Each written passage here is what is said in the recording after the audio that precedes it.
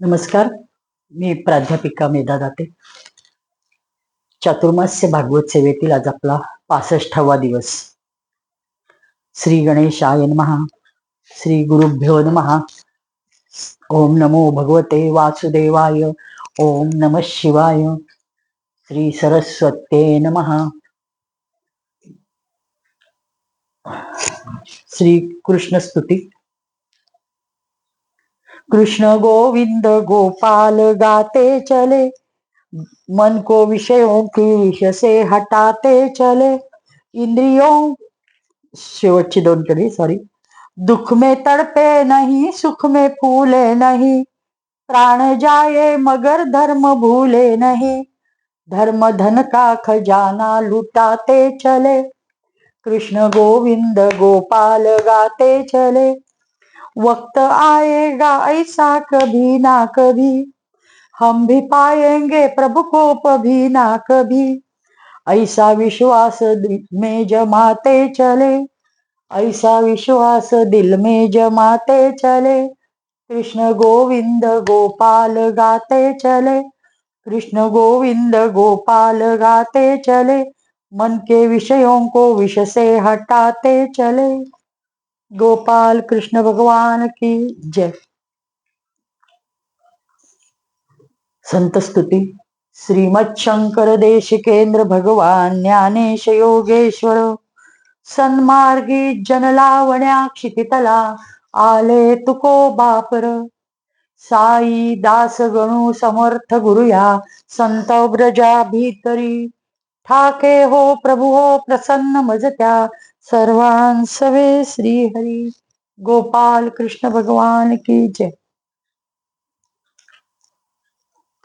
आपण दशमस्कंद हा खूप सुंदर असलेला भागवताचा एक भाग तो पूर्ण केला. दशमस्कंदात परीक्षित आहेस गोपी आणि उद्धव यांचा संवाद झाला. त्यांच्याशी म्हणजे त्यांचं मत उद्धवाला कळलं. उद्धवाने ते भगवंताला सांगितलं. इथं नंतर भगवंतांचा आणि गोपींचा संबंध पुढं कुठंही येत नाही. फक्त एकदा ग्रहण पर्व काळामध्ये त्यांची भेट होते एव्हाच. पुन्हा संपूर्ण भगवंताच्या आयुष्यात हा पूर्व काळ पूर्ण संपला आहे. आता उत्तरार्धात आपण प्रवेश केला आहे आणि गोपींनी एक मोठं ज्ञान उद्धवाला दिल्यासारखं आहे. आपण आजकाल बघत असतो की सर्रास नैराश्य हा शब्द अगदी लहान मुलांपासून मोठ्यांपर्यंत तरुण म्हातारे कोणीही उद्गार काढत असतात. नैराश्याने ग्रासलंय. पण हा इतका नकारात्मक शब्द प्रयोग आहे. पण इथं गोपी मात्र उद्धवाला म्हणलेले असतात की अरे आम्हाला वियोग कसला, परमम सुखम ही नैराश्यम. ही हा शब्द मध्ये घातलाय. जसं च हा शब्द संस्कृत मध्ये हे सुखच आहे, नैराश्य हेच परमसुख आहे. आता इथं असं ज्या अर्थी गोपी म्हणतायत त्या अर्थी आपण आपल्या क्षुद्र बुद्धीनुसार आपल्या मनात येतं की अरे यांना नैराश्याने ग्रासलं, या विरहात आहे, या वियोगात आहे, कृष्ण निघून गेलाय म्हणून यांची ही अवस्था आहे, म्हणून हे सगळं असेल. हा आपला सामान्य अतिसामान्य आणि क्षुद्र विचार. पण गोपींच्या मनातला भाव जेव्हा उद्धवाला कळतो की तो नैराश्य म्हणजे आपल्यासारखाच शंकित दृष्टीने त्याच्याकडे पाहतो गोपींकडे, त्यावेळेस गोपी म्हणतात अरे आम्ही त्याच्याकडनं कसली आशाच ठेवली नाही. आशा रहितता म्हणजे नैराश्य, अत्यंत उच्च भाव. आणि मग हा उद्धव म्हणतो अरे पूर्ण ज्ञान प्राप्त झाल्यावर जीवाने साध्य करायचं साध्य हेच असतं की आशा रहित व्हायचं. आणि हे भक्तीने या स्त्रियांनी साध्य केले. भक्तीची परमसीमा गाठली म्हणजे ज्ञानच आहे हे त्याला कळून चुकतं. हे सगळं आपण काल बघितलं. आणि त्या गोपींचा संबंध पुढील आयुष्यात भगवंताचा नाही राहिलेला. ही गोष्ट आपल्याला आता हा उत्तरार्ध चालू झाला. भगवंताच्या मागे असणारे आसुर दुष्ट दुर्जन त्यांचे सतत त्यांच्याशी युद्ध हे सर्व प्रकार त्याचे संपलेले नाहीत. आता तर इतक्या मोठ्या प्रमाणात सुरू आहे की पूर्वी नियोजन नसायचं. 4 गोपाळ बरोबर असायचे. त्यांच्या बरोबर आलेल्या असुराशी ह्यांना एकट्यांनाच लढावं लागायचं. पण आता तर ह्यांचं एक राज्य असतं, त्यांना बरोबर सैनिक असतात आणि आपले सगळे संबंधी असतात, सगळ्यांचा विचार करायचा असतो आणि विचार तर ते पहिल्यापासूनच करतात, पण एक वेगळ्या भावनेतून आणि वेगळ्या उच्च भावनेतून, की राजा ह्या अधिकारातनं त्यांना आता हे सगळं करायचं असतं. म्हणजे त्याच्या भगवंताच्या अवतार लीला अवर्णनीय आहेत. मुंगीने मेरू पर्वत उल्लंघन करणे, टिटवीने समुद्र प्राशन करणे, काजव्याने सूर्याला प्रकाशित करणे, म्हणजे हे जसं केवळ अशक्य आहे. ह्या सर्रास दिल्या जाणाऱ्या उपमा आहेत. माऊलीने ज्ञानेश्वर ते ह्या दिलेल्या आहेत, पण ह्या किती ह्याच्यातनं आपली असमर्थता प्रकट करण्यासाठी त्या आधार आपल्याला घ्यायला सोप्या असतात म्हणून घ्यायचा. कारण हे लीला वर्णन करणं इतकं कठीण आहे की प्रभू सेवा साधावी आणि त्याचेच तन मन बुद्धी ने वर्णन करावं आणि केवळ सद्गुरु कृपेने ती अखंड राहावी याकरता हा आपण केलेला अल्पसा प्रयत्न आहे. आणि केवळ पंचसाधनाचा उल्लेख वारंवार ह्यात आलेला आहे. श्रीमद भागवतामध्ये यज्ञ, दान, तप, कर्म, स्वाध्याय याचा विलक्षण वेळा उल्लेख आलेला आहे, की जो टाळला जातो. भागवतकार त्याचा उल्लेखही करत नाहीत कथा सांगताना. त्यामुळं हे सांगावं अशी मला इच्छा झाली आणि त्यासाठी मी हा एक धाडसी प्रयत्न 4 महिने करायचा ठरवला आणि आपण सर्वांनी चांगली साथ दिली. बरेच जण नित्य ऐकणारे आहेत. कालच मला एक धुळ्याहूनही फोन आला, त्यावरनं मला लक्षात येतंय की नित्य ऐकणारे आहेत. पण मी जसं काल त्यांना म्हणलं तसं एक शक्य असलं तर हे कुठल्याही युट्यूब चॅनलला आधी सर्रास सांगतात की तुम्ही लाईक करा आणि सबस्क्राईब करा. पण हे भागवत कथेसाठी कथा आपण करतोय, ती श्रवणासाठी करतोय, त्याचा आनंद आपल्याला घ्यायसाठी करतोय, म्हणून मी ते कुठेही मध्ये आलं नाही. पण आता आज हा उद्देश आपला भगवंत सफल करून घेतोय हे जाणवतंय, म्हणून मी आज हे उल्लेखले की ज्यांना शक्य आहे, जर आवडत असेल, त्यात रस येत असेल तर निश्चित लाईक करा आणि सबस्क्राईब करा.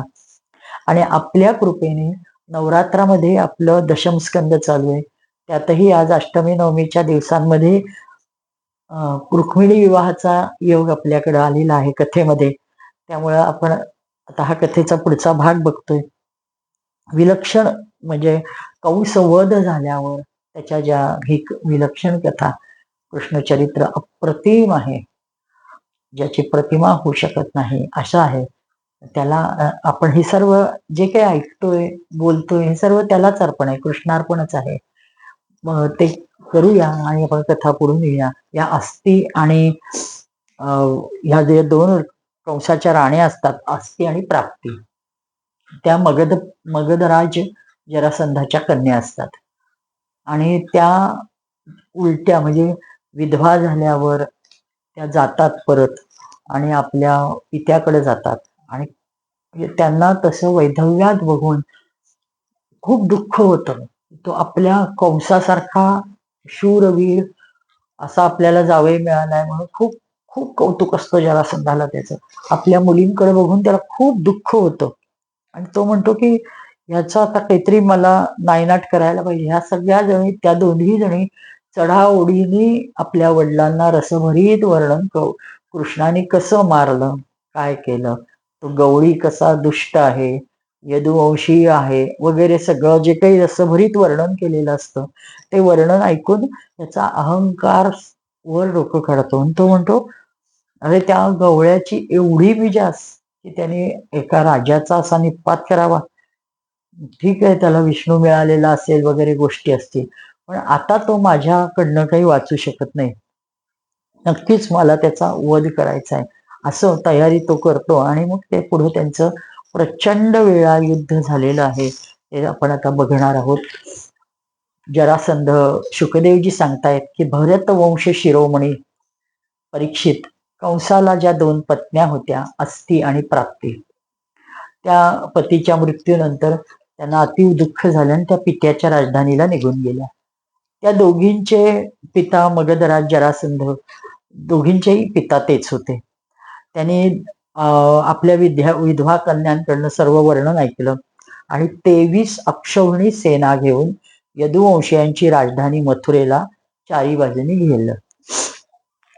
भगवान श्रीकृष्णाला थोडाफार अंदाज होताच की असं काहीतरी होणार त्या माहेरी गेल्यावर, आणि ते लगेच इतक्या तत्काळ होईल वाटलेलं नसतं. पण त्यांनी पाहिलं की जरासंधाची केवढीच प्रचंड सेना आहे, जसं फुललेला समुद्र वाटावा. त्यांनी हे पण पाहिलं की चारी बाजूनी त्यांनी राजधानीला घेरलंय. आता आपले स्वजन आपण मूठभर आहोत. जरी कृष्ण, यदुवंशीय, वृष्णीवंशीय सगळे आपण एकत्र केलेले आहेत, तरी सुद्धा आपण कुठं 23 अक्षौणी सेना आपली ही लोक, पण ह्यांना हे सामान्य नागरिक आहेत. यांना युद्धकला, युद्धात जाणं हे काही नको व्हायला बा.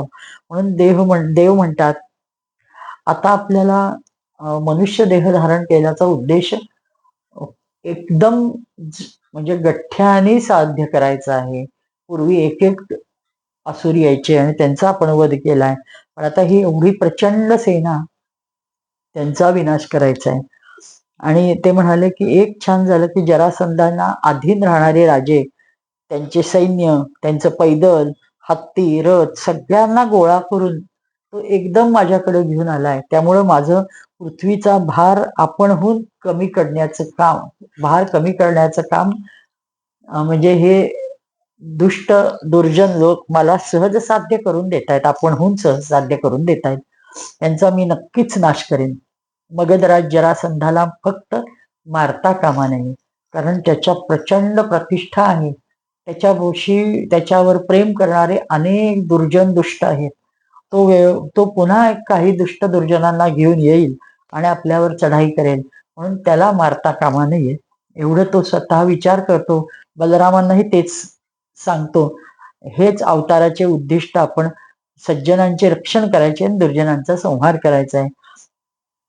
तसे तर आपण वेळोवेळी अशा कामासाठी, अधर्माला थोपवण्यासाठी आणखीही शरीरे धारण करू, हे असा ते विचार करत होते. आणि तेवढ्यात आकाशातून स्वर्गस्थ रथ त्यांचे जे असतात, सूर्यासमान तेजस्वी, ते दोघांचे 2 रथ इथे येतात. त्यात सर्व युद्ध सामुग्रीने ते सुसज्ज असतात. 2 सारथी पण ते हाकत असतात. अशा वेळी भगवंताची दिव्य व सनातन आयुधे पण आपोआप तिथे पोचलेली असतात. आणि ते पाहून भगवान श्रीकृष्ण आपल्या बलराम दादांना हाका मारून सांगतात, पश्चार्य व्यसनम प्राप्तम यदूनाम त्वावताम प्रभो एष ते रथ आयातो ययितान्या युधानीच. हे बंधू, आपण शक्तिशाली आहात. ह्यावेळी जे यदुवंशी आपणास स्वामी रक्षक मानतायत, जे आपल्यामुळे सनाथ झाले आहेत, त्यांना फार मोठी त्यांच्यावर विपत्ती येऊन पडली आहे. हा पहा, आपला रथ आलाय. ही तुमची हल, मुसळ, ही जी हे आहेत सामुग्री आहे, ती त्याच्यात आलेली आहे. तर आपण चिलखत घालूया आणि युद्धाला तयार व्हा, असं तो आपल्या भावाला सांगतो. आपण शत्रूंचा पराभव करूया, पण मगधराजला वाचवायचंय, हेही सांगून टाकतो. आपण ही 23 अक्षौणी सेना, पृथ्वीचा बराच मोठा भाग, दुष्टांचा विपुल भार नष्ट करणार आहोत. आणि त्यामुळं भगवान श्रीकृष्ण बलरामजी सल्लामसलत करतात, पटापट कवच धारण करतात, रथावर आरूढ होतात आणि मथुरे बाहेर पडतात. त्यावेळी दोन्ही भावांनी आपापली आयुधे घेतलेली असतात. त्यांच्याबरोबर अगदी तुटपुंजी सेना असते, म्हणजे नाके बराबर हा असं. ते इतके घाबरलेले असतात. ते फक्त सगळा भार त्यांचा कृष्ण आणि बलरामांवर असतो की आपण वाचलो तर यांच्यामुळे वाचू, आणि ते फक्त युद्ध करायलाच पाहिजे ना. इतकी भयंकर परिस्थिती झाली आहे, एवढी सेना आली आहे, आपल्याला तटाच्या आत बसून मथुरेत चालणार नाही, म्हणून ते गेलेले असतात. ती छोटीशी सेना आणि हे 2 जण भयंकर, त्यांचं तिथं एकदम भगवान पोचताच भला मोठा आपला पांचजन्य शंखाचा शंखनाद करतात. त्या सरशी शत्रुसैन्यातले अनेक जण गर्भगळीत होतात, खूप घाबरतात. एवढा तो भयंकर आवाज असतो. नंतर आपल्या धनुष्याचा टणत्कार करतात, त्यांनी सुद्धा अनेक जण ची घाबरगुंडी उडते. बलराम, जर तुला वाटत असेल की मी आता जरासंध समोर गेल्यावर म्हणतो, एक कृष्णा, म्हणजे भगवंताला ते इतकं तुच्छ समजतात आणि बोलतात, ए कृष्णा, तू खूप लहान आहे, माझ्या समोर सुद्धा येऊ नकोस, आणि मी तुझ्याशी युद्धविद्ध करणार नाही. तू मंद आहेस आणि तू माझ्या जावयाचा, कंसाचा, आपल्या स्वतःच्या मामाचा हत्यार आहेस, म्हणून मी तुझ्याशी लढणार नाहीये. तू दूर हो, माझ्या दृष्टीपासून बाजूला हो. आणि बलरामांना हात करून पुढे बोलवतो, तू इकडे ये, तुझ्याशी मी युद्ध करतो. आणि हिम्मत असेल तर माझ्याशी लढ. आणि बघ, स्वर्ग म्हणजे काय ह्याचे तुला लवकरच दर्शन होणार आहे. तर मी तुला ते घडवतोय, तू ये, म्हणून त्याला सांगतात. भगवान श्रीकृष्ण म्हणतात, अरे मगधराज, तू शूर आहेस ना, मग बडबडतोस कशाला? उगीच सारखं ढोंग नाही पिटत शूर लोक, आपलं पौरुष बल दाखवत असतात. आता तुझे मरण तुझ्या डोक्यावर नाचते, अजून तरी तसे दिसते. जसे मरणाआधी एखादा वाचाळ बडबडतो, तसे ते त्याची बकबक चालू आहे, मी त्याच्याकडे लक्ष देत नाही, म्हणून कृष्णच मध्ये बोलतात. सुखदेवजी सांगतात, परीक्षित, याप्रमाणे वायू आणि ढग यांनी सूर्य काही काळ झाकला जातो. त्यांना वाटतं की आपण सूर्याला झाकले, पण लगेचच थोडक्या अवधीतच तो ढग बाजूला गेल्यावर सूर्य प्रकाशतो, लख्ख प्रकाश पडतो. जसं आगीला धूर झाकतो आणि धूर संपल्यावर आग लख्ख प्रकाशते, प्रज्वलित होते, त्याप्रमाणेच ह्या मगधराजाच्या जरासंधांच्या प्रचंड सेनेने भगवान श्रीकृष्ण, बलराम दादा आणि त्यांची ती छोटीशी सेना यांना सगळ्यांना असं काही झाकून टाकलेलं असतं की इकडं मथुरेच्या गच्च्यांवरनं, तटावरनं मिळेल तिथनं लोक हे युद्ध बघत असतात. त्यांना वाटतं यांना सगळ्यांना संपवलं. ते इतके आक्रोश करायला लागतात.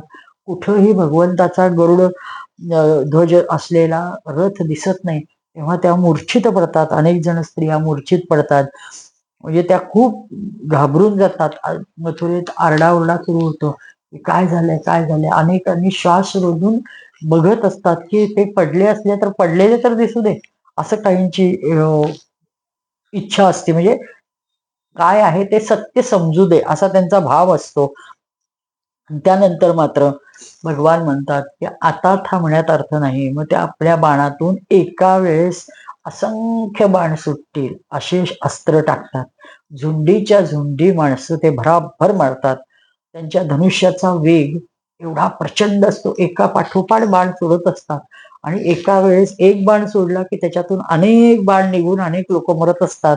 त्याला त्यांनी उपमा इतकी सुरेख दिलेली आहे की ते म्हणतात की इतक्या वेगात धनुष्याचा वेग असतो की आलात चक्र जे असतं, म्हणजे आपण उदबत्ती पेटवून धरतो आणि ती गरगर गरगर फिरवल्यावर सगळीकडे गोल ती आग, आपल्याला छोटीशी जी काही उदबत्तीच्या टोकाची आग असते ती सगळीकडे दिसते. म्हणजे असं वाटतं की ते चक्र आगीचं आहे असं वाटावं, ते आलात चक्र ज्याला म्हणतात. तर मुळात ती उदबत्ती एकच ठिकाणी असते पेटलेली, पण ती दिसताना भरभर फिरवल्यावर ती खूप सर्वत्र फिरवल्यासारखी ती आग दिसते. तसं भगवंत एकाच ठिकाणी बाण मारतात, मग इतक्या पटापट मारत असतात की ते अखंड त्यांच्याकडनं ते बाण फिरतायत असं वाटायला लागतं. भगवान जरासंधाच्या चतुरंग सेना, हत्ती, घोडे, रथ, पैदल, संपूर्ण सैन्याचा दोघं भाऊ मिळून धुवाधार उडवतात, त्यांचा संहार करतात. पुष्कळ हत्तींची मस्तके फुटली, खाली पडले. बऱ्याच घोड्यांची धडे मस्तका वेगळी झाली. बाणांच्या वर्षावाने घोडे, ध्वजा, सारथी नष्ट झाल्यामुळे अनेक रथ निकामी झाले. पैदलांचे हात, पाय, मस्तके तुटली. त्या युद्धात भगवान बलरामजींनी आपल्या मुसळाच्या माराने पुष्कळ मस्तवाल शत्रूंना मारले, त्यांचे अंग छिन्नभिन्न केले. रक्ताचे शेकडो पाठ जिथं तिथं वाहू लागले. खूप माणसे मारली गेली. हत्ती, घोडे लडबडले रक्ताने. त्या नद्यांमध्ये माणसांचे हात, पाय वाहत होते. सापाप्रमाणे ते भासत होते. मस्तके अशी वाटत होती की कासवंडीच्या झुंडीच्या झुंडी चालल्यात. मेलेले हत्ती द्वीपाप्रमाणे वाटत होते. घोडे ग्रहांसारखे वाटत होते. हात, पाय, मांड्या माशांसारखे माणसांचे केश म्हणजे त्याच्यात ते दिसत होते. शेवयांप्रमाणे, धनुष्य तरंगांप्रमाणे, हस्त्रशस्त्र लता तीरकमलांसमान भासत होते. ढाली मोठ्या भवऱ्यासारख्या वाटत होत्या. आणि भित्रे पुरुष हे बघून उत्साहहीन होऊन ते पळायला सुरुवात केली. जे काही 4-2 सैन्य वाचलं होतं ते त्यांचं पळून जायला लागलं. जरासंधाला त्यांनी पकडलं. समुद्रासमान दुर्गम जो काही वाटत होता त्यांचा सैन्य समूह, तो क्षणात अगदी थोडक्या अवधीत या दोघांनी नष्ट केला आणि त्याला बांधलं, वरुणाच्या पाशानेच बांधलंय. आणि त्याला आता मारणार तेवढ्याच भगवान म्हणतात नका नका नका, त्यांना मारू नका, त्यांना सोडून द्या, ते महान राजे. हेतू हा असतो की तो पुन्हा दुसरं सैन्य आणेल, पण ते सांगतात की नको, ते आपल्यातल्या जवळचे आहेत, कंसाचे आपल्या मामाचे सासरे आहेत, आणि ते सोडून द्या, तुम्ही त्यांचा वध करू नका, त्यांना सोडून द्या. त्याला एवढा अपमान वाटतो, तो मारू दे, मार असं सांगतो, पण त्याला सोडतात. वरुणाची फाशी आणि माणसाचा फंदा याने ते त्याला बांधतात आणि त्याला सोडून देतात. बाकीचे पृथ्वीचा भार आपल्याला उतरवायचा आहे तर हे आपल्या कामी येणारे असं देव खूण करतात. बलराम समजतात हे मोठमोठे शूरवीर जरासंधाचा खूप सन्मान करणारे असतात, त्यामुळे त्याला इतकं लज्जास्पद होतं की हे आपल्याला असं बांधून टाकलंय. त्याचे सैनिक कोणी जवळ येतात, त्याला सोडतात, तो परत जातो आणि आता वनात जाऊन तपश्चर्या करायची असं ठरवतो. पण रस्त्यात त्याला त्याचे काही मित्र गाठ पडतात आणि ते त्याला भरीला घालतात. अरे तू पराजित होऊच शकत नाही, तू महान योद्धा आहे. आणि ते त्याला खूप हुशारक्या त्याच्या म्हणजे बढाया त्याला मारून त्याच्या पुढे त्याच्या मोठेपणाचं गुणगान गातात आणि तो पुन्हा सैन्य गोळा करतो आणि स्वारी करतो. असं 17 वेळा होतं. परीक्षित ज्यावेळेस जरासंधाची सारी सेना मेली होती, बलरामजींनी उपेक्षेने त्यास सोडले होते. हे झालं. त्यांनी नगरात प्रवेश जेव्हा केला सर्व सैन्य मेल्यावर, त्यावेळेस इतका आनंदी आनंद मथुरेच्या नागरिकांना झाला की बस, सगळ्यांनी ढोल तुतारे वाजवल्या आणि खूप खूप कौतुक केलं. सूत मागत बंदीजन यांचे गुणगान करू लागले. नगरात प्रवेश करता शंख, भेरी, तुरंगी, विणा, बासरी, मृदंग खूप मोठमोठ्यांदा वाजवायला सुरुवात केली आणि त्यांचे मथुरेच्या एक एक सडकेवर एक एक गल्लीत खूप सगळीकडे सडे टाकले होते. चारी बाजूला हसणाऱ्या खेळणाऱ्या नागरिकांची हालचाल चालली होती, लगबग होती. प्रत्येक जण हातात ताम्हण घेऊन सुवासिनी ओवाळत होत्या. ज्या त्या घराच्या दारादारात भगवंताची विजय पताका सुशोभित करून त्याच्या विजयाचा उत्सव पूर्ण नगरीमध्ये घरोघरी केला गेला. चारी बाजूला आनंदोत्सवचे वातावरण होते. ज्यावेळेस श्रीकृष्ण नगरात प्रवेश करत होते त्यावेळेस तिथल्या नरनारी उत्कंठित नेत्रांनी त्याला न्याहाळत होत्या आणि फुलं, दही, अक्षदा, जवस यांचा वर्षाव भगवंतावर चालू होता. रणभूमीतून अपार धन आणि त्या वीरांची आभूषण सगळं भराभर भगवंतांनी काढायला लावलं होतं आणि यदुवंशीय राजा उग्रसेनाकडे ते सगळं पाठवून दिलं. भरपूर धन मिळालं, अनेक राजांचे मुकुट मिळाले. अशा प्रकारे 17 वेळा 23 अक्षौहिणी सेना एकत्र करून मगधराज जरासंधाने कृष्णावर म्हणजे कृष्ण सुरक्षित यदुवंशीयांशी युद्ध केलं. परंतु यादवांनी भगवान श्रीकृष्ण शक्तीने प्रत्येक वेळी त्याची सेना नष्ट केली. पण यदुवंशी उपहासात्मक स्वतः जरासंधाला मात्र सोडून देत होते. त्याचा त्याला विलक्षण राग येत होता. तुम्ही मला मारा अशी त्याची इच्छा होती की युद्धभूमीवर मरणं ह्याच्यासारखं भाग्याचं काही नाही, पण त्याला सोडून देत होते हेच त्याला अपमान वाटायचा. मग त्यांनी शेवटी मात्र 18वे युद्ध होणार होते तेव्हा नारदजींनी पाठवलेला कालयवनाधिक म्हणजे युद्धात कालयवनाला समोर टिकेल असा संसारी कोणी नव्हता. यांनी यदुवंशी आपल्यासारखे बलवान शूर आहेत हे ऐकले व आपला सामना ते करू शकतील ऐकले, तेव्हा त्याने 3 करोड हे नारद जातात, कारण नारदांना भगवंताचं कार्य लवकरात लवकर पूर्ण करून हवं असतं. त्यांना सगळे जे काही दुष्ट दुर्जन आहेत ते पटापट मारले तर ते कार्य साध्य होणार आहे ना. मग ते जरासंधाला जाऊन सांगतात की अरे तुला कालयवनासारखा उत्तम साथीदार मिळणार नाही. त्याच्याकडे सैन्य तर आहेच, पण तो इतका रणकुशल रणनीतीत आहे की त्याच्यापुढे समोर कोणी शत्रू टिकूच शकत नाही. मग तिथे कृष्णाची काय कथा, कालयवनाला का नाही मदतीला घेत, असं म्हटल्यावर जरासंध कालयवनाची युती होते आणि आता यदुवंशावर 3 कोटी यवन सैन्य घेऊन तो कालयवन येतो. आता एकदम एवढं भयंकर सैन्य पाहिल्यावर आता मथुरेची लोक घाबरतात. कृष्ण विचारात पडतो की या यवनाने तर आम्हाला घेरलंय, जरासंध पण उद्या परवा पोचणार आहे आणि हे दोघं आपण लढत बसलो तर असह्य म्हणजे जरासंध येऊन पोचल्यावर आपल्या बांधवांना मारून टाकेल, कैद करतील काही करतील, आपल्यालाही कैद करतील. म्हणजे खरं तर ते शक्य नाही, पण देव अशी परिस्थिती निर्माण करतात बाकीच्यांना त्याचं भय वाटावं असं म्हणून. तस्मादेद्य विधास्यामो दुर्गद्विपद दुर्गमम तत्र ज्ञातीं समाधाय यवनम घातयामहे. आज आम्ही लोक असा काही किल्ला बनवून, दुर्ग बनवू की ज्यात कोणताही माणूस प्रवेश करू शकणार नाही. आपल्या स्वजनांना त्या किल्ल्यात गुप्त मार्गाने पोचवून टाकू.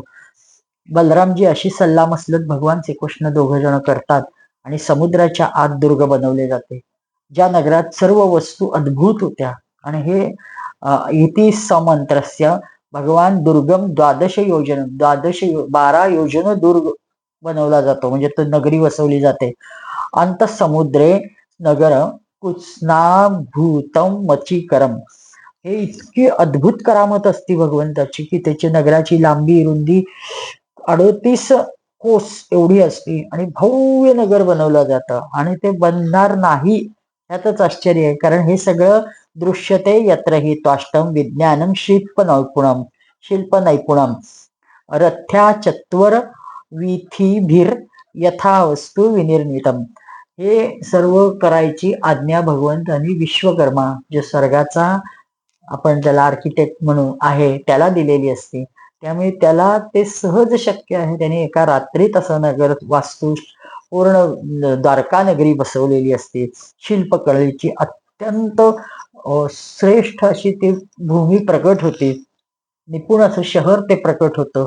त्यात वास्तुशास्त्रानुसार मोठमोठ्या सडका, चौक, गल्ल्यांचे यथास्थान नेमके विभागलेले असतात. म्हणजे आज जर नगरी बनवायची असेल, कृत्रिम नगरी म्हणजे ठरवून, आता जी पुणे मुंबई हे जे अत्यंत सॅच्युरेटेड झालेले आहेत, आपल्याला खूप सगळे प्रचंड झालेले आहेत.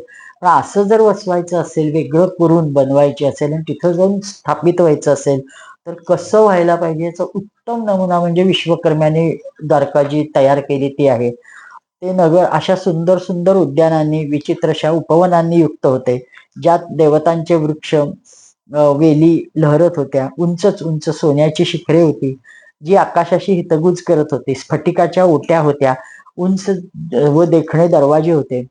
अन्न ठेवण्यासाठी चांदी पितळेच्या कोठ्या होत्या. तेथील महाल सोन्याचे बनवले होते, त्यावर कामदार सोन्याचे कळस चढवलेले होते. शिखरे रत्नांची होती आणि गच्ची पाचूची होती. असे खूप सगळीकडं सर्वदूर बनवले, म्हणजे कुणाला तिथं घर नाही असं म्हणताच येता नाही. वास्तोष्टीनांच गृहैर्बलभी विच्च निर्मितम चातुर्वर्ण्यम जनाकिरणम यदुदेव गृहलसत. याशिवाय या शहरात वास्तुदेवतेचे मंदिर होते. सज्जे सुद्धा फार छान छान बनवलेले होते, म्हणजे आपण गॅलऱ्या म्हणतो त्यात 4 वर्णांची लोके निवास करत. सर्वात मध्ये उग्रसेनजी, नंतर वसुदेवजी, बलराम, भगवान श्रीकृष्ण त्यांचे महाल झगमगत होते. सुधर्माम पारिजातम च महेंद्रम प्राहिणोद्धरे यत्र चावा स्थितो मर्त्यधर्मै न युज्यते. ही सगळ्यात महत्वाची गोष्ट. ही जी सुधर्मा सभा आहे, ही अशी सभागृह बांधलंय की ते म्हणजे आज कोणताही आर्किटेक्ट कितीही प्रयत्न केला तरी अनेक गोष्टी अशा पूर्व काळात आपल्याकडे आहेत की कोणी त्या म्हणजे कुठलेही नवनिर्मित किंवा नवीन शिक्षित किंवा आधुनिक कोणता शिल्पकार, वास्तुशास्त्रज्ञ, वास्तुशिल्पकार असं ते शक्य नाही त्याला. म्हणजे आपण ह्याचं हम्पीचं मंदिर बघतो की खालून कागद पास होतो पूर्ण, खालनं असे खांब आहेत, पिलर मोठमोठाले आहेत, पण त्याच्या खालनं आसपास आरपार कागद जातात. हे आणि खाली म्हणजे खाली टेकलेले नाहीयेत ते.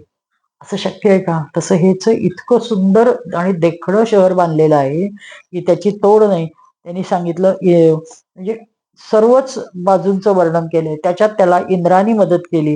ही सुधर्मा सभा आहे, त्याच्यात जर तहान भूक, तिथं एकदा सभेमध्ये प्रवेश केला की कोणालाही तहान भूक, आपल्या काही शारीरिक व्याधींची अजिबात म्हणजे कधी निर्माणच होत नाही. शारीरिक गरजांची सुद्धा आवश्यकता पडत नाही. व्याधी तर लांबची गोष्ट आहे, पण ह्या तर गरजा आहेत, तहान भूक या, पण ह्या सुद्धा तिथं निर्माण होत नाहीत. अशी ती सभा आहे. त्यावेळी देवराज इंद्राने हे सुंदर नगर वसवलेलं पाहिलं की आपल्या देवाच्या सेवेसाठी आपल्या सर्गीचा वृक्ष पारिजात पाठवला आणि ही सुधर्मा सभा दिली. वरुणजींनी एकच श्यामकर्ण आहे आणि स्वच्छ पांढरे आहेत असे घोडे पाठवले, ज्यांची चाल मनाप्रमाणे वेगवान आहे. धनपती कुबेरजींनी आपल्या 8 निधी पाठवल्या. प्रत्येकाने आपल्याकडनं काहीतरी सेवा म्हणून भगवंताला त्याच्या ह्या नव्या नगरीसाठी वस्तू पाठवल्या आहेत. दुसऱ्या लोकपालांनी पण आपापल्या विभूतींना भगवंताकडे पाठवले. परीक्षित, सर्व लोकपालांना पण त्यांच्या अधिकारानुसार निर्वाहासाठी शक्ती सिद्धी दिल्या गेल्या. जेव्हा भगवान श्रीकृष्ण पृथ्वीवर अवतीर्ण होऊन लीला करू लागले तेव्हा सर्व सिद्धींनी त्यांना भगवंताच्या चरणी स्वतःला समर्पित केले.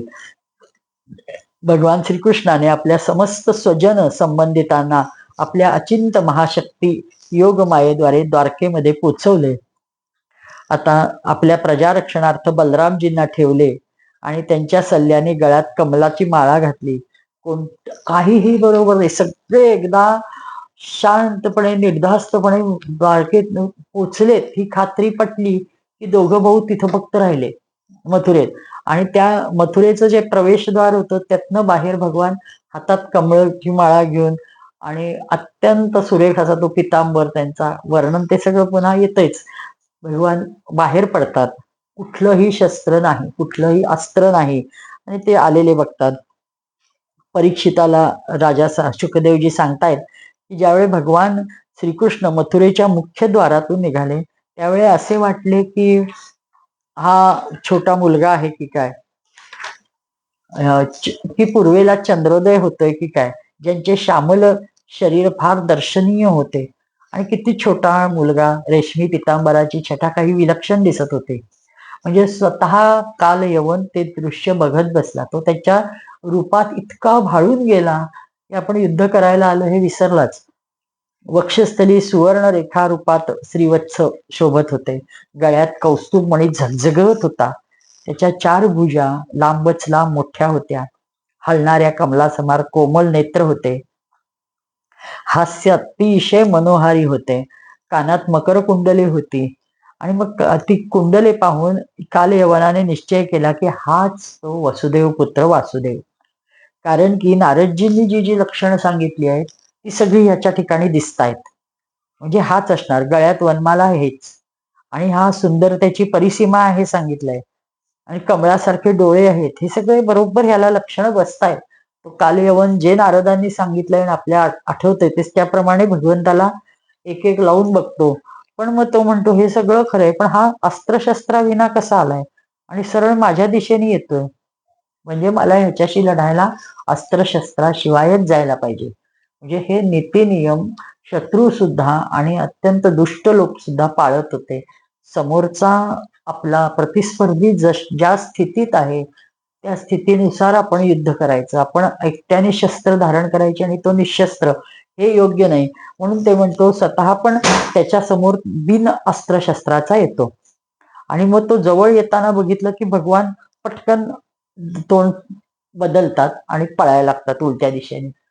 आणि जेव्हा भगवंताने तोंड फिरवले आणि रणभूमीतून पळायला लागला तेव्हा तो योगी दुर्लभ प्रभूला पकडायसाठी काल यवन त्याच्या मागे पळायला लागला आणि त्याला जोर जोरात हाका मारायला लागला, ए रणछोड पळू नकोस. म्हणजे रणछोड ही तेव्हा उपमा पहिल्यांदा भगवंताला मिळालेली की रण सोडून चाललेला पळपुट्या. म्हणून तो त्याला म्हणायला लागतो, अरे पळतोस कुठं, भीतोस का मला, ये रणछोड. हस्त प्राप्त मिमात्मा हरिणास पदे पदे नीतो दर्शयिता दूरम यवने शोद्री कंदरम. की अरे तू पकडतोयस, आत्ता पकडला असं वाटा होतो तर त्याला हुलकावणी देव पळतात. हा पकडला असे करत जवळ जातो. असं करत करत देव त्याला थोडं थांबतात, तो आला की पळतात, तो थांबतात, आला की पळतात. असं करत करत अगदी एका मोठ्या भयंकर पहाडी गुहेजवळ घेऊन जातात. प्रचंड मोठी गुहा असते ती. तो कालयवन जोर जोरात येतो, आक्षेप घेत असतो. अरे तू काय पलायनम यदुकुले जातस्य तव नोचितम इति क्षिपन्न नुगतो नयनम प्रापाहता शुभ. अरे म्हणजे अरे बाबा तू परम यशस्वी यदुवंशात जन्माला आलायस ना, पळून जाणं हे अपयशांचं किंवा अपकीर्तीचं लक्षण आहे, ही अपकीर्ती करणार असतं. तू पळतोयस का? ही युद्धभूमीवर सोडून काय जायतोयस? ये तू आणि माझ्याशी युद्ध कर. अजून ज्याचे अशुभ निशेष झाले नव्हते तो भगवंताला पकडायला असमर्थ होत होता. त्याचे आक्षेप करणे चालू होते. असं भ्याडसारखं पळू नकोस, मी काही तुला पकडणार नाही वाटलं का? तुला वाटतंय तू लहान आहे, मी मोठा असलो तरी तुझ्या मागं कितीही पळू शकतो. म्हणून तो काल येऊन त्याच्या मागं पळत होता आणि तो शेवटी कृष्ण गुहेच्या दाराशी उभारला. त्यांनी येताना आपल्या आवाक्यात दृष्टिक्षेपात आला आणि तेव्हा त्यांनी आपण आत पळताना पाहिल्यावर तो आत पळत गेला. म्हणजे इथं चालू हे त्याला कळावं. तिथपर्यंत त्यांनी एका दुसऱ्या माणसास तिथं झोपलेलं पाहिलं. ते काल यवनाने विचार केला की, आणि तिथं जाऊन भगवंतानी आपला शेला जो त्याच्यासारख्या दृष्टीत होता, तो ह्याच्या त्या रंगाकडे पाहत पळत होता यवन, तो आपल्या अंगावरचा शेला, तो झोपलेला जो माणूस होता त्याच्या अंगावर पूर्ण झाकून टाकला. आणि हा संतापून कालयवन आत आला आणि त्यांनी पाहिलं आणि तो म्हणला, अरे तुला काय वाटलं मला यायला वेळ लागेल? पहा तर, मला इतक्या दूर घेऊन आलाय आणि आपण मात्र शांत ढाराढूर झोपलाय. म्हणून त्यांनी जोरात लाथ मारली. तो पुरुष तेथे खूप दिवसांपासून झोपला होता. लाथ मारल्या मारल्या तो तत्काळ उठून उभा राहिला आणि हळूहळू डोळे उघडले, इकडे तिकडे पाहिले आणि हळूच कालयवन उभा दिसला. परीक्षित, तो पुरुष अशा प्रकारे एकदम असे उठल्यावर रागावला आणि त्याची दृष्टी कालयवनावर पडता क्षणीच तो भस्मसात झाला. तत्काळ तो जळून गेला आणि प्रचंड आग लागली आणि क्षणात जळून खाक झाला. राजा परीक्षिताने विचारले, महाराज हे काय प्रकार आहे? कालयवन जळून कसा गेला? तो पुरुष होता कोण? त्याच्यात एवढी शक्ती कशी आली? आणि भगवंताने तिथपर्यंत का नेले? त्या पर्वत गुहेत एकटा तो का झोपला होता? खूप खूप खूप प्रश्न विचारले. मग शुकदेवजी सांगतात, परीक्षित, तो इक्ष्वाकू वंशीय राजा मांधाताचा पुत्र मुचुकुंद होता. ते ब्राह्मण भक्त होते, सत्य प्रतिज्ञ होते, संग्राम विजयी महापुरुष होते. एकदा इंद्रादी देवता असुरांना फार भिले होते आणि ते असुर त्यांना अंकित होत नव्हते. तेव्हा त्यांनी आपल्या रक्षणासाठी राजा मुचुकुंदाला प्रार्थना केली आणि त्यांना विनंतीला मान देऊन त्याच्याकडून ते सेनापती पद स्वीकारून लढले आणि त्यांनी त्यांचं देवतांचं रक्षण केलं. बऱ्याच दिवसानंतर देवतांना सेनापती रूपात स्वामी कार्तिक मिळाले आणि मग देवता लोकांचे म्हणजे त्यांना विनंती करून थकल्यामुळे मुचुकुंदाने विचारलं की, मी आता राजन, आपण आमच्या रक्षणाची परिसीमा केली, परिश्रम घेतले, आता आपण गेलाची विश्रांती घेतली तरी चालेल, विश्राम करा. वीर शिरोमणी, आपण आमच्या रक्षणासाठी मनुष्य लोकीचे आपले अकंटक राज्य सोडलेत आणि जीवनाच्या अभिलाषा भोग त्याग केलात. आता आपले पुत्र, राण्या, बंधू बांधव, अमात्य मंत्री, आपल्या वेळची प्रजा, म्हणजे आता खूप काळ लोटलाय या युद्धात. हा आपण स्वर्गाचा दिवस रात्र, स्वर्गीचे दिवस आहेत. खाली भूलोकामध्ये बराच काळ पुढे गेलेला आहे. सर्वच्या सर्व काळाच्या ओघात काल प्रवाहात निघून गेलेला आहे. काळ सर्व बलवानांच्यात बलवान आहे. तो स्वतः परम समर्थ आहे, अविनाशी भगवत स्वरूप आहे. ज्याप्रमाणे गवळी आपल्या पशूंना वश ठेवतात, अधीन ठेवतात, त्याप्रमाणे काळ खेळाखेळात साऱ्या प्रजेला, विश्वाला भगवंत अधीन ठेवतात. राजन, आपले कल्याण असो. आता असा तो आहे असं ते परीक्षित राजाला सांगतात. आणि हा समोर बघतो की एक प्रचंड तेजस्वी छान मुलगा म्हणजे मुलगा वाटावा असा एक व्यक्ती समोर बघितल्यावर हा पटकन नमस्कार करतो आणि आपण कोण आहात विचारतो.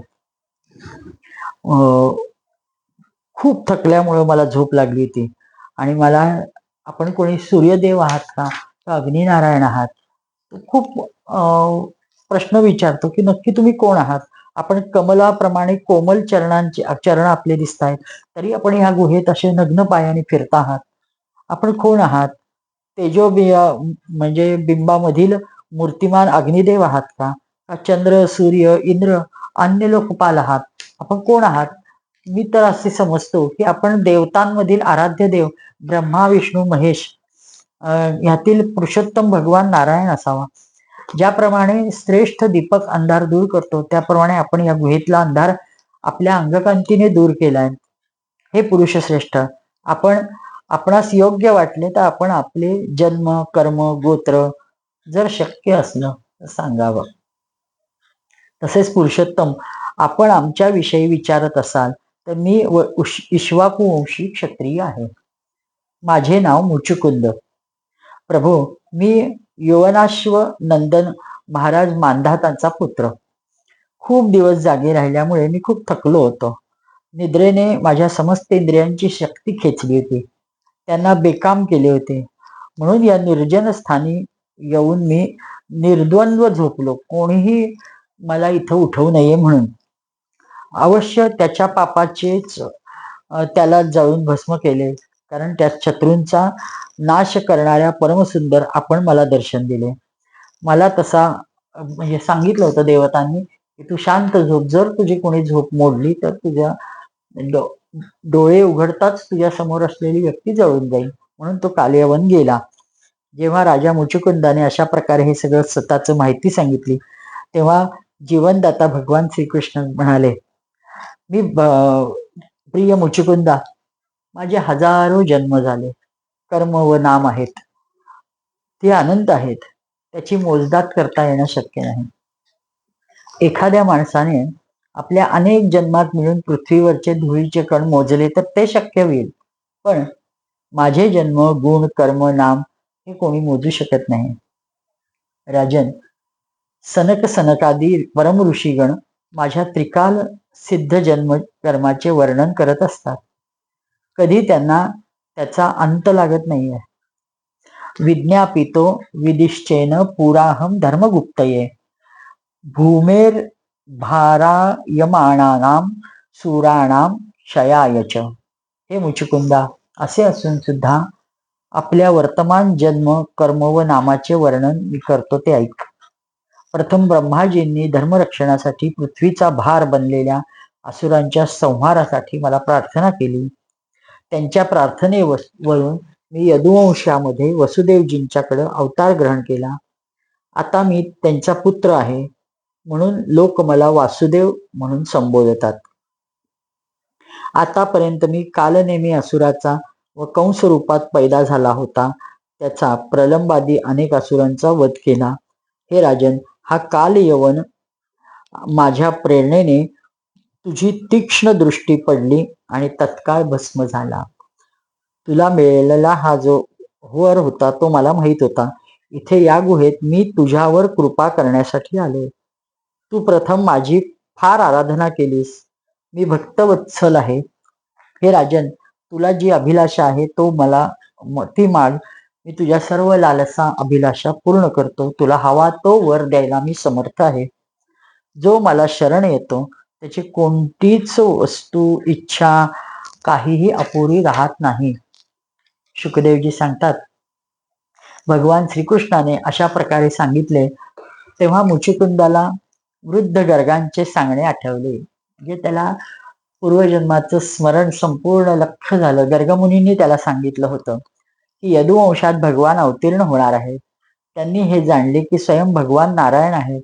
आनंद विभोर होऊन त्यांनी भगवंतांना प्रणाम केला, स्तुती केली आणि त्यांना हे सांगितले होतं की तुला ज्यावेळेस तू झोप संपेल त्यावेळेस तुला प्रत्यक्ष त्या काळात म्हणजे अवतार धारण करणारे यदुवंशीय भगवान दर्शन देतील.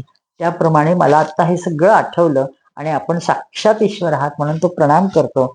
मग मुचुकुंद वाच, विमोहितो यम जन ईश मायया तदीयया त्वाम न भजन्त्यः नरर्थदृक् सुखाय दुःख प्रभवेषु सज्जते गृहेषु योषित पुरुषश्च वंचितः.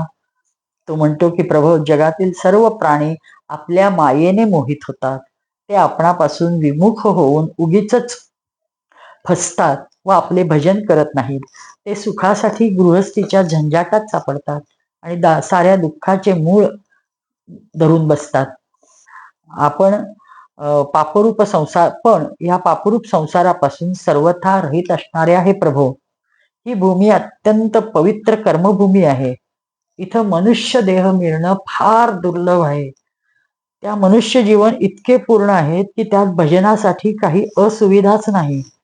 पण आपले परम सौभाग्य, भगवंताची अहेतुक कृपा ह्याचा अनासायास प्राप्त करून घेणं, तो आपली मती व गती असंच संसारातच लावतात.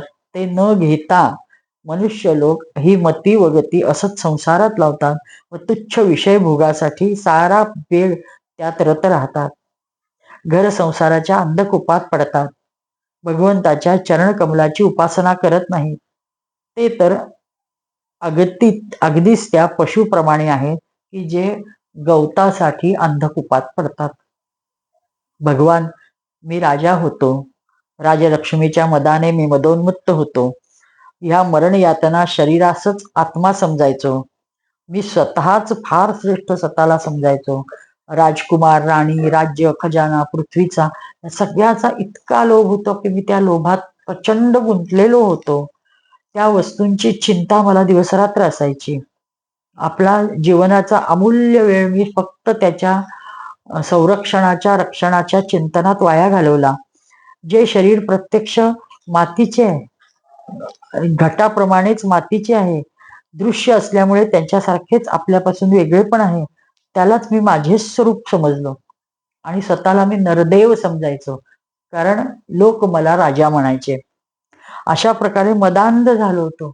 मला कधी वेळ चालला आहे, हा काळ माझ्या डोक्यावर बसला आहे हे समजलेच नाही. हत्ती, रथ, घोडे, पैदल, चतुरंगी सेना घेऊन मी इतस्तता भूमीवर भटकत होतो. मी हे केले पाहिजे, मी ते केले पाहिजे, अशा प्रकारे विविध कर्तव्य अकर्तव्याच्या चिंतेत पडून माणूस जसा कर्तव्य अकर्तव्य, भगवत सेवा, भगवत भजन ह्या मूळ कर्तव्यापासून विमुख होतो, तसाच मी मस्तवालपणे हिंडत होतो. संसारात बांधून ठेवणारे विषयांची हाव दिवसेंदिवस माझी वाढत होती.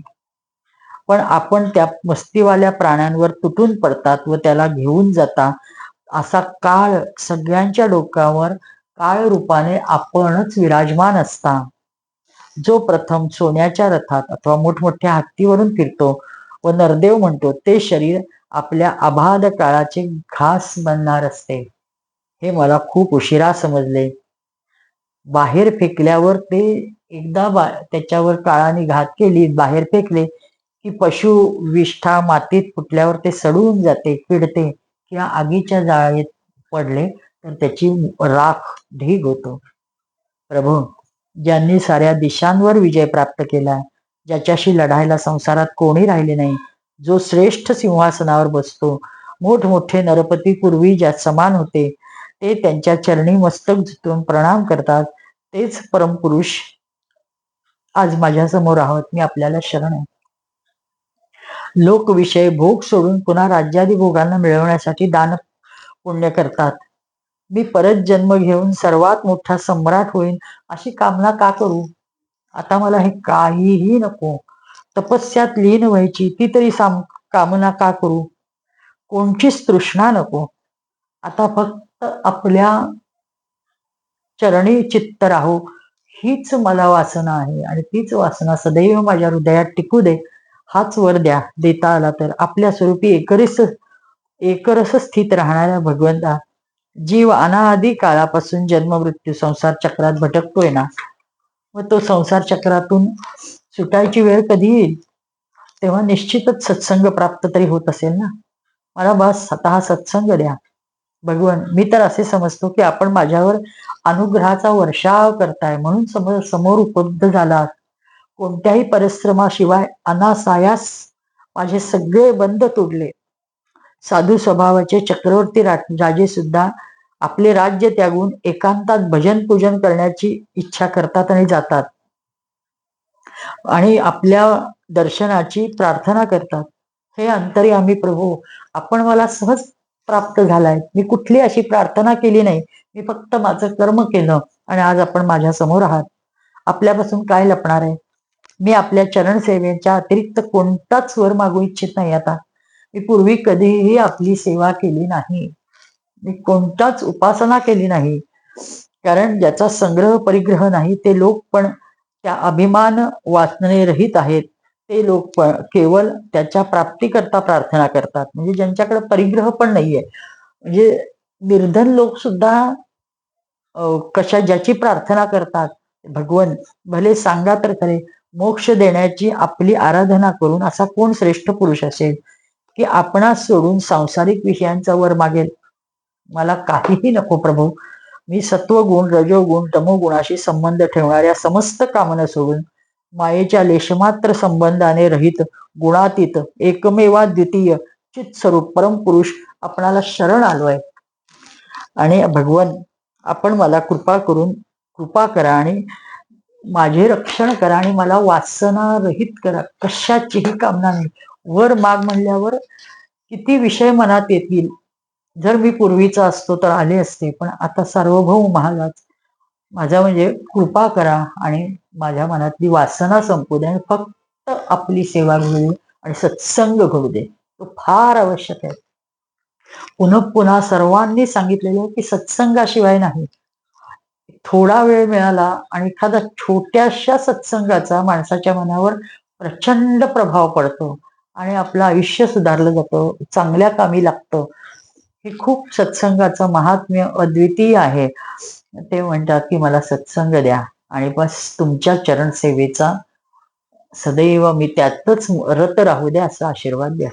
जन्मोजन्मी, तर आता हा जन्म तर त्याचा संपलेलाच असतो. मग भगवान म्हणतात, हे सार्वभौम महाराज, तुझा निश्चय बुद्धी फार उच्च कोटीची आहे. जरी मी तुला वर देण्याचे प्रलोभन दिले तरी तुझी बुद्धी कामनाहीन झालेली आहे. मी तुला जे वर देण्याचे प्रलोभन दिले ते फक्त सावधानतेच्या परीक्षा घेण्यासाठीच होते. माझे जे अनन्य भक्त असतात त्यांची बुद्धी कधी या इतर कामनांमध्ये भटकत नाही. पण जे भक्त नाहीत ते हवे ते मनाला त्यांच्या वश करू न शकल्यामुळे त्यांना हवे ते वर मागतात. तू आपले मन आणि साऱ्या मनोकामना मला समर्पित केल्यात आणि मग आता तुझे मन माझ्यात लाव आणि विषय वासना विरहित निर्मल भक्ती सदैव टिकून ठेव. आणि ह्या पृथ्वीवर विचरण करता करता क्षत्रिय धर्माचे पालन करताना तुझ्याकडनं जो पूर्वी अनेक पशूंचा वध झाला आहे त्या सगळ्यांचा निपात तू माझ्यात मन लावल्याने होणार आहे. तू पापमुक्त होशील आणि अंतिमाला भेटशील. पुनश्च तुझा हा जन्म संपेल आणि तू मलाच मिळशील आणि पुढील जन्मात तू एक श्रेष्ठ कुळात जन्माला येऊन समस्त प्राण्यांचा हितैषी होतील. असा त्याला भरघोस आशीर्वाद देतात आणि तो मार्गस्थ होतो. तो गुहेच्या बाहेर येतो. तसं त्याला लक्षात येतं की आपला अरे रे, हे कलियुगाची सुरुवात व्हायला लागलेली आहे. द्वापारयुग संपत आलेलं दिसतंय आणि म्हणून सगळे वृक्ष, पशु, पक्षी, प्राणी सगळंच्या सगळं खूप म्हणजे लहान झालेलं आहे हे त्यांनी पाहिलं. मनुष्य, प्राणी, पशु, वनस्पती सगळं त्यांचं रूप लहान आहे, आकार खूप खोल गेलाय. आणि मग तो मुचुकुंद तपस्या, श्रद्धा, धैर्य, अनासक्तीने युक्त सर्व संशय संदेहापासून मुक्त होत भगवान श्रीकृष्णामध्ये चित्त आपलं लावत त्याच्या बोलण्यामध्ये स्मरण करत गंधमादन पर्वतावर जातो. नरनारायणांच्या नित्य सहवास असणाऱ्या निवास असणाऱ्या बद्रिकाश्रमात जाऊन अतिशांत भावाने सर्दी गर्दी याच्या द्वंद्व सहन करत तपस्येद्वारे भगवंताची आराधना करतो. इकडे भगवान मथुरेला परततात. कालयवनाच्या सेनेने मथुरेला घेरले होते. आता त्यांनी म्लेच्छांच्या सेनेचा संहार केला. त्यांचे सारे धन घेऊन त्यांनी द्वारकेला निघून गेले. त्यावेळी भगवान श्रीकृष्णाच्या आज्ञेवरून माणसे, बैल ते धन वाहून चालले होते. मग कारण द्वारकेकडे प्रयाण करत असताना जरासंध 18व्यांदा पुन्हा सेना घेऊन धडकला आणि प्रबळ वेग बघून कृष्ण आणि बलराम पुन्हा माणसासारखी लीला करतात. हे सगळं जे काही त्यांचं आलेलं लुटलेलं धन असतं 17व्या वेळेस ते सगळं पाठवून देतात आणि मग म्हणतात दोघ जण आता भगवान कालयवनाच्या वेळी एकटे गेलेले असतात. आता बलरामांना म्हणतात सगळी योजना समजावून पटकन कमीत कमी शब्दात योजना सांगतात आणि दोघं जणही पळायला लागतात. आता हा म्हणतो की अरे हे दोघं जण पळतायत आणि शस्त्र टाकून पळतायत, आपल्याला तसंच केलं पाहिजे. म्हणून मगधराज जरासंधांनी पण शस्त्रहीन होऊन तो त्या सेनेमागे पळायला लागला. रथ सेनेसह त्याची सेना सगळेजण पैदल पळायला लागले म्हणजे शस्त्र सोडून. आणि मग ह्यांना हे माहिती नसतं की ह्यांची कळा किती विलक्षण आहेत. खूप दूर पळतात. दोघे भाऊ थोडे दमले.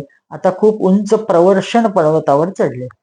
प्रवर्षण म्हणजे जिथं प्रचंड पाऊस पडायचा, वर्षभर पाऊस पडायचा, म्हणून त्याचं नाव प्रवर्षण ठेवलंय आहे. म्हणून तो प्रसिद्ध आहे. त्याच्यावर खूप झाडी असती, तो दाट असतो. तर ह्याला समजतं की हे वर दिसत आहेत दोघांची पितांबर निलांबर वरून फडकताना दिसतो, हा अजून डोंगराच्या पायथ्याशी असतात.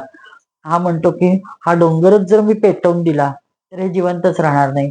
मग तो हा एवढ्या प्रचंड इंधनाने भरलेला प्रवर्षण पर्वत चारी बाजूने आपल्या सैन्यांना सांगतो वेढा आणि सगळेजण सर्व बाजूनी त्याला आग लावा. सगळ्या आग लावतात आणि हे दोघं वरनं खाली येतील कसे असं त्यांना हे वाटतं. पण श्रीकृष्णाने पाहिलं की त्याच्या कडा पेटल्या आहेत. जरासंध सैन्याने घेरलेल्या त्या पर्वताला ओलांडून उंच जाऊन त्यांनी 11 योजनं उंच उडी घेतली. वरनं खाली 11 योजनं खाली त्यांनी समुद्रामध्ये उडी घेतली आणि त्यांनी जिथं द्वारका वसवली ती त्या द्वारकेत प्रवेश केला. आणि जरासंधाला वाटलं की छान झालं, आपण ह्या दोघांना मारून टाकलं, पेटवून टाकलं, त्यातनं ते खाली आले नाहीत, दिसले नाहीत, म्हणजे ते मेले असं आपल्या मनाशी विषय करून जरासंध आपल्या सैन्याला घेऊन मगध राजधानीला त्याच्या परत जातो. श्रीकृष्णाने पण स्वयंवरासाठी आलेल्या इकडं म्हणजे आता वर्णन केलंय की विवाहाचा प्रसंग आहे. प्रथमच सांगितलं की अनर्थ देशाचा राजा रैवत त्यांनी आपली कन्या रेवती ही बलरामजींना दिली. आणि मग आता कृष्णाच्या लग्नाचं वारं वाहत असतं. परीक्षिताने विचारले की आम्ही ऐकले की कृष्णाने भीष्मक नंदिनी परमसुंदर तिला बलपूर्वक हरण केले, ती असं कसं केलं, पळवून का आणलं, आम्हाला ती गोष्ट मी ऐकू इच्छितो. त्यावेळेस ते सांगतात की श्रीकृष्णाने जरासंध शाल्व नरपतींना जिंकले, हे काय हे मला ऐकवायचे आहे. त्यावेळेस शुकदेवजी सांगतात, परीक्षित, महाराज भीष्मक विदर्भ देशाचे अधिपती होते. त्यांना 5 मुले आणि एक अत्यंत सुस्वरूप अशी एकच कन्या त्या 5 मुलांवर अशी होती. त्यांच्या सर्वात मोठ्या मुलाचे नाव रुक्मी आणि नंतर रुक्मरथ, रुक्मबाहू, रुक्मप्रेश, रुक्ममाली आणि कन्या रुक्मिणी असे असतात. ती रुक्मिणी दिसायला सुंदर असते, गुणांनी सुंदर असते आणि अतिशय रूप म्हणजे गुण संपन्न अशी ती कुणाला द्यायची हा प्रश्न असतो. आणि तेव्हाच कृष्णाचं वर्णन भीष्मक राजा ऐकतो की वैभव, सौंदर्य, पराक्रम, त्याची प्रशंसा ऐकली की त्याच्या मनात येतं की हाच आपल्या जावई म्हणून छान आहे. पण असा मनोदय तो व्यक्त करताच रुक्मी म्हणतो, छे छे, मी बरोबर मेहुणा हुडकलाय आणि तो शिशुपाल त्यालाच करायचा असं तो ठरवतो. तो असताना जरासंधाचा मित्रच असतो, त्यामुळे तो हे ठरवल्यावर इतका मुलाच्या अधीन त्या काळापासून वय झालं की राजे लोक पण गप्प बसायचे. त्याच्या प्रचंड त्या बलापुढं, दर्पापुढं त्याचं काही चालत नाही. आणि मग तो कबूल होतं की कर बाबा, तुला ज्याच्याशी लग्न करायचंय बहिणीचं ते. तो म्हणतो भगवान श्रीकृष्णांना पण रुक्मिणीची माहिती कळलेली असते. ती खूप सुंदर लक्षणांनी युक्त आहे, बुद्धिमान आहे, उदारता, सौंदर्य, शील, स्वभाव गुणात ती अद्वितीय आहे. आणि म्हणूनच भगवंताच्याही मनात रुक्मिणीला भेटायची इच्छा असते किंवा तिच्याशीच विवाह करायचं मनात डोकावलेलं असतं. पण पुढाकार घ्यायचं काम रुक्मिणी करते. रुक्मिणीचे भाऊबंधांची ही इच्छा होतीच. सगळेजण एक रुक्मी सोडून सगळ्यांना वाटत असतं की कृष्णाशीच हिचा विवाह व्हावा. पण म्हणजे रुक्मी पुढे कुणाचंही चालत नाही. जेव्हा परमसुंदरी रुक्मिणीला कळले की आपला भाऊ शिशुपालाशी लग्न लावायचं ठरवलंय आणि त्यांनी मुहूर्तही काढलाय, तेव्हा ती खूप उदास झाली. पण हातपाय गाळून बसलो तर आपला हेतू कधीच साध्य होणार नाही हे ती मनाने ताडते. आणि एक विश्वासपात्र ब्राह्मणाला ती बोलवते, तुरंत त्याला पाचारण करते आणि त्याला कृष्णाकडे आपलं पत्र घेऊन पाठवते. द्वारकास सम्यभेत प्रतिहारे प्रवेशिता अपश्यदाय पुरुषम आसीनम कांचनासने. तेव्हा तो ब्राह्मण देवता द्वारकेत पोचतो, तेव्हा द्वारपाल त्यांना आत राजमहालात नेतात कृष्णाच्या तिथं. तेव्हा त्यांनी पाहिलं की हा आदिपुरुष भगवान सोन्याच्या सिंहासनावर विराजमान आहे, अत्यंत प्रसन्न हास्य करत आहे. आणि ब्राह्मण देवतांचे परमभक्त भगवान श्रीकृष्ण उठून तत्काळ आसनावरून खाली आले. आसनावरून उठून तत्काळ खाली आले आणि त्यांची पूजा केली, त्यांना उच्चासनावर बसवले, आदर सत्कार केला, कुशल मंगल विचारले, त्यांना खायला प्यायला दिलं आणि आराम करायला सांगितला आणि त्यांची चरण सेवा करत नंतर मग ते शांतपणे बोलायला लागले की हे ब्राह्मण शिरोमणे, आपले चित्त सदा सर्वदा संतुष्ट राहते ना? आपण धर्मपालनात काही व्यत्यय येत नाहीये ना? मिळेल त्यात संतुष्ट राहणे आणि धर्माचे पालन करणे हे आपण व्यवस्थित करता आहात ना? म्हणजे जे प्राप्त वस्तूत संतुष्ट असतात त्यांचा स्वभाव मधुर आहे, जे प्राण्यांचे हितैषी अहंकार रहित व शांत आहेत त्या ब्राह्मणांना सदैव मी मस्तक झुकवून प्रणाम करत असतो, म्हणून मी आपल्याला वंदन करतो, असं तो सांगतो. आता मग मुद्द्याला हात लावतो. हे ब्राह्मण देवता, आता मला एक कुतूहल आहे म्हणून मी विचारतो, कुठून आपण आलात, कोणत्या हेतूने आलात, कोणत्या अभिलाषेने इतका कठीण मार्ग पार करून आलात? कारण आमचा दुर्ग समुद्रात बांधलेला आहे, आमची ही द्वारका नगरी ही खूप दुर्गम आहे. तुम्ही इतका कठीण मार्ग, काहीतरी इच्छा असेल तरच ना? जर काही जास्त गुप्त नसेल आणि मला सांगण्यात आपल्याला म्हणजे धोका वाटत नसेल तर कृपया मला सांगा, मी आपली काही मदत करू शकेन का? अतिशय नम्रपणे भगवान त्यांच्याशी बोलतात, त्यांचं कुशल मंगल आदी विचारतात आणि मग आपले कशासाठी आलाय ते विचारतात. परीक्षित, लीलेनेच मनुष्य रूप धारण करणाऱ्या भगवान कृष्णाने ज्यावेळी अशा प्रकारे ब्राह्मणाला विचारलं तेव्हा त्यांनी सारे काही सांगितले आणि मग तो रुक्मिणीचा संदेश सांगतात. अतिशय छान हे कृष्ण लिहिलेली आहे. पहिला श्लोक वाचूया. रुक्मिणी उवाच, श्रुत्वा गुणान् भुवन सुंदर शृण्वतां ते निर्विश्य कर्ण विवरैर हरतोद्गपापम् रूपं दृशां दृशिमतामखिलार्थ लाभम तय्यच्युता विशति चित्तमपत्रमम्ने. रुक्मिणी म्हणते की त्रिभुवन सुंदर आपले गुणगान जो ऐकतो त्याच्या कानाचे रस्ते हृदयात प्रवेश करून एक एक अंगाचा ताप जन्मोजन्मीचे जळणे विझवतो. आपले रूप सौंदर्य डोळे असणाऱ्या जीवांसाठी धर्म अर्थ काम मोक्ष चारी पुरुषार्थाचे फळ आहे. तसेच स्वार्थ परमार्थ रहित आहे. श्रवण करणाऱ्या प्रिय अच्युता, म्हणजे तुम्ही माझा संदेश ऐकताय असं समजून ती सांगत असते की श्रवण करणाऱ्या अच्युता, माझे चित्त लज्जा हे सगळं सोडून मी आपल्यात प्रवेश केला आहे. प्रेमस्वरूप श्यामसुंदरा, कोणत्याही दृष्टीने पाहता कुल, शील, स्वभाव, सौंदर्य, विद्या, अवस्था, धन, धाम सगळ्यात आपण अद्वितीय आहात. म्हणजे आपणही त्याला अनुरूप आहे हे इनडायरेक्टली रुक्मिणी भगवंताला सुचवतीये. आपणासारखेच आपणच आहात. मनुष्य लोकी जेवढे प्राणी आहेत सर्वांचे मन आपणास पाहून शांतीचा अनुभव करते, आनंदित होते.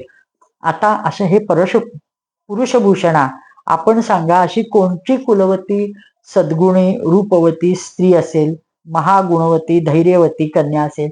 म्हणजे स्वतःचं वर्णनही रुक्मिणी बोलता बोलता करतेय की कुलवती, गुणवती, महागुणवती, रूपवती, धैर्यवती अशी कोणची उपवर कन्या असेल की जी आपल्याला वरू इच्छिणार नाही. म्हणजे किती हुशारीने ते पत्र लिहिले आणि प्रत्येक त्या पत्रावर आपण जेव्हा कृष्ण कथामृत वाचणार आहे तेव्हा कळेल, आप्पांनी तिचे भाव इतके सुंदररित्या सांगितलेत की ती हे सगळं सांगत असताना भगवान श्रीकृष्णाच्या चेहऱ्यावर हास्य येत असतं. आपल्याला अतिशय म्हणजे काय म्हणतात, गोड शब्दात आपलं वर्णन केलेलं आहे या मुलीने, म्हणून भगवंतांचं तिच्यावर कसं प्रेम होतं, त्याच्या चेहऱ्यावरचे भाव तो समोर उभारलेला ब्राह्मण कसा टिपत असतो आणि भगवंत तिला म्हणजे योग्य असं त्याचे भाव असतात, अनुरूप भाव असतात, हे तो ताडतो आणि हा नक्की येईल असं वाटतो, पण तरी सुद्धा शंका असती म्हणून नंतर विचारतो. आणि मग ती रुक्मिणी लिहिते, 8च श्लोक आहेत की प्रियतम, त्याचं नाथांनी केलेलं रुक्मिणी स्वयंवर हे खूप विस्तृत आहे. आप्पांनी सांगितलंय तेही विस्तृत आहे. मी आपणास पतिरूपाने विरलेले आहे, माझे आपणास आत्मसमर्पण करून झाले आहे, पण आपण अंतर्यामी आहात, माझ्या हृदयाची गोष्ट ही आपल्यापासून रपली नाही, पण आपण इथे या आणि मला पत्नी रूपाने स्वीकारा. हे प्राणवल्लभ कमलनयना, मी आपल्यासारख्या वीराला समर्पित झाली आहे, म्हणजे आपलीच आहे. पण ज्याप्रमाणे सिंहाचा भाग कोल्ह्याने स्पर्शावा, तसे शिशुपाल मला स्पर्श न करो. जरी मी जन्मोजन्मी कधी पूर्व काळी आड विहीर खणणे, इष्ट यज्ञ यागादी करणे, दानधर्म करणे, नियम व्रत करणे, देवता ब्राह्मण पूजन करणे हे केले असेल, तर माझी ती आराधना सफल होईल आणि मग आपण माझ्यावर प्रसन्न व्हाल. हे भगवान श्रीकृष्ण, आपण माझे पाणी ग्रहण करावे. शिशुपाल व अन्य कोणीही पुरुष मला स्पर्श न करो. हे प्रभू, आपण अजित आहात. ज्या दिवशी माझा विवाह होणार त्याच्या आदल्या दिवशी, म्हणजे ती सगळा मार्गच सांगून टाकते की कसं मला कसं पळवा. ती म्हणते की त्याच्या आदल्या दिवशी आमच्या राजधानीत गुप्त रूपाने येऊन थांबा. मोठमोठ्या सेनापतींसह शिशुपाल, जरासंध आदी त्यांना चिरडून नष्ट करा आणि मला राक्षस पद्धतीने न्या. तुम्ही विचार कराल की मी तर अंतपुरात असेल, अंतपुरांतरची मनीही हत्य बंधू, मी जर आज बंधू भगिनींसह अंतपुरात असेल, पहाऱ्यात असेल, महालात असणार, मग तुझ्या भाऊ बांधवांना मारल्याशिवाय मी कसा तिथं पोचू, असा आपण विचार करा. तर त्यावरही मी एक युक्ती सांगते.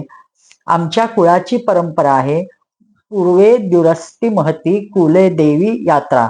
कुलदेवी यात्रा म्हणजे आमच्या कुळाची की कुलदेवी गिरिजा म्हणून कुलदेवी आहे, तिच्या दर्शनासाठी परंपरेनुसार विवाहाच्या आदल्याच दिवशी मोठी यात्रा काढून, जुलूस काढून नवरी मुलगी जात असते.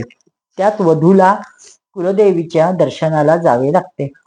कमलनयन उमापती भगवान शंकराप्रमाणे मोठमोठे महापुरुष आत्मशुद्धीसाठी आपल्या चरणधुलीने स्नान करू इच्छितात.